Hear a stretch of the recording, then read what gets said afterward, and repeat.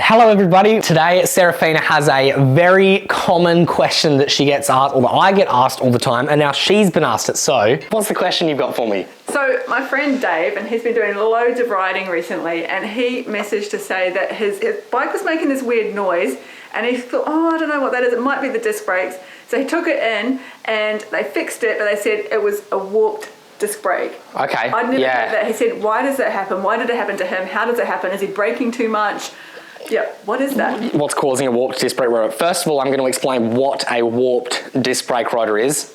You might have noticed then I said disc brake. We're obviously talking about these disc brakes here, so not the old school rim brakes that brake on the rim, but the ones that brake down here on the disc. So we're talking about how the disc brake gets warped and warped is another word for bent or kinked, or in general just out of straightness, out of true.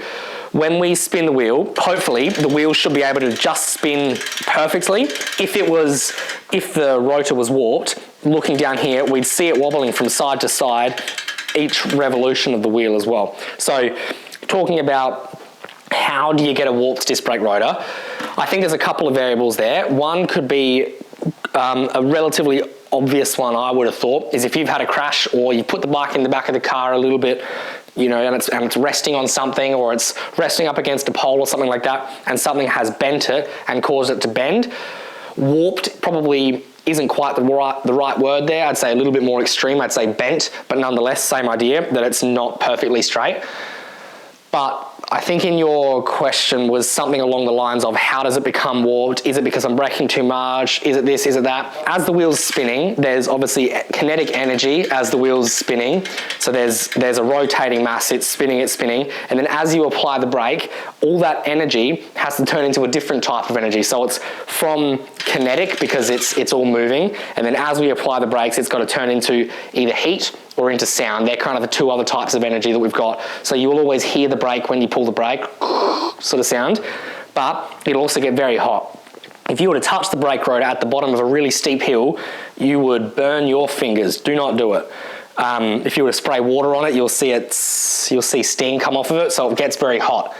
That can cause it to warp a little bit. If you're braking really heavily, maybe you've got lots of bags on your bike, or there's a lot of weight on the bike or something like that, can make the brakes work a little bit harder. Coming down a steep hill, coming down a long hill, all these different variables. None of this means to say don't use the brakes. You still have to use the brakes as much as you do. I would try and say maybe balance it between the front brake and the back brake. The front brake is 80% of your stopping power. So the front brake is the one that's really going to stop you. The rear one is the one that's just going to slow you down a little bit. So I guess that would be my advice to you, Dave, is that maybe you could try using a little bit more front brake. If you can, obviously don't just grab a handful of it, because then it's going to stop and it's going to throw you over. So maybe try and balance the braking between both different wheels as well. That way you can kind of let the rear brake maybe cool down a little bit while you're using the front, and then let the front cool down while you're using the rear, and then sort of go back and forth a little bit. Yeah, does that answer the question a little bit, I reckon? I think it does. Yeah. I think it's, yeah. Obviously, when things get hot, they become malleable as well. So they can sort of bend and twist and warp a little bit. So yeah, the kinetic energy is turning into a different form of energy, because energy doesn't just stop, it transfers into something else. When you hit a brick wall, it doesn't just stop, it'll push it. It'll push the brick wall a little bit, I suppose. So same deal here, the rotating energy, the kinetic, the moving energy is turning into heat or sound. And heat, a domino effect that comes off of that is that it can become quite flexible and quite bendy, and I suppose easy to warp. So that's what a warped rotor is. Yes, you can repair it. I've got a proper tool here, so I can put it on there and bend it straight back to whatever angle it needs to go. At home, you could try using like some pliers, like what do we call it, a shifter spanner. You could try putting that on there, bringing it nice and narrow, and then bending it back to the shape that you need to. Lots of different options that we've got there anyway, but if you do think you have a warped rotor, it might be going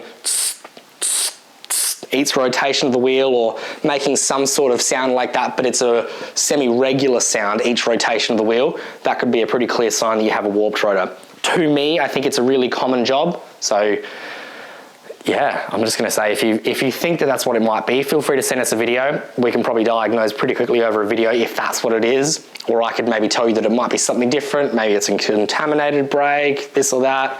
And I'm just picturing you, like in the old days when they're doing horseshoes or something, and they've got the big fire and they're putting metal in and then they're hammering it. It's a little bit like that. Yeah. But you've got one of those at the back. Yeah, Lewis the blacksmith. I like that. That's cool. Yeah, and actually that's a good segue into another episode that we'll do, but the difference between disc brakes and rim brakes. There's benefits both ways, but then there's also cons both ways as well. So we can try and dispel the rumours between the two. Awesome. All right. Yeah. Cool. I reckon that'll do. Awesome. All right. We'll see you guys next time. Bye. See ya.